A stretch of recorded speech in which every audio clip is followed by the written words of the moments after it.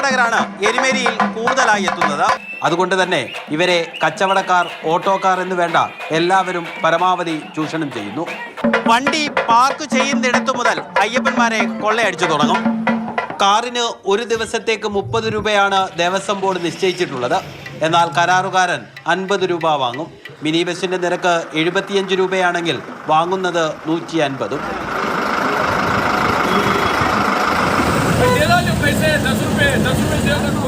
Parking fees इतना है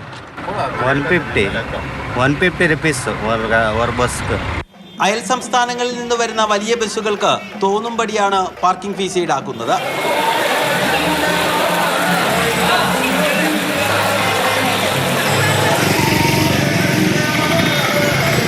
₹4 വിലയുള്ള ഒരു കുഞ്ഞു സോപ്പും 1 രൂപയുടെ ഷാമ്പുവും ഒന്നിച്ചു വാങ്ങിയാൽ ഓഫറുണ്ട്. വിലക്കുറവല്ല, ഇരട്ടി വിലയാണ് ഓഫർ.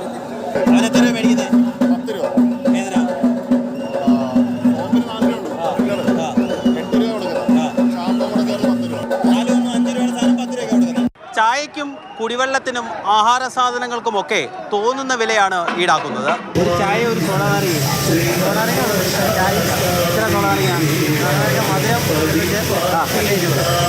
ചായ കഴിഞ്ഞാണോ? തണുപ്പെടുത്തോ? ചായ കഴിഞ്ഞാണോ? ഉപ്പിട്ടൊരു സോഡാ നാരങ്ങയ്ക്ക് കൊടുക്കണം 20 രൂപ. 12 രൂപ വില നിശ്ചയിച്ചിട്ടുള്ള ചായയ്ക്ക് 15, കുപ്പിവെള്ളത്തിന് 30 രൂപയും കൊടുക്കണം. ഞാൻ ഒരു ബോട്ടിൽ വെള്ളം വാങ്ങിയത്. ഒരു ബോട്ടിൽ വെള്ളത്തിന് ഇവിടെ 30 രൂപയാണ് വാങ്ങുന്നത്. സാധാരണ എല്ലായിടത്തും 20 രൂപ, 15 രൂപയാണ് MRP ഉള്ളത്. മറ്റ് ആഹാര സാധനങ്ങൾക്കും അനുവദനീയമായതിനേക്കാൾ ഉയർന്ന നിരക്കാണ് ഈടാക്കുന്നതെന്നും പരാതിയുണ്ട്. ദേവസ്വം ബോർഡിനോ സർക്കാരിൻ്റെ മറ്റു വകുപ്പുകൾക്കോ അറിയാത്തതല്ല ഇതൊന്നും. പക്ഷേ ഒരു നടപടിയും എടുക്കില്ല. ആര് ചോദിക്കാൻ? ബോഡിയം വർഗീസിനൊപ്പം രഘുനാഥ് നാരായണൻ, മാതൃഭൂമി ന്യൂസ്.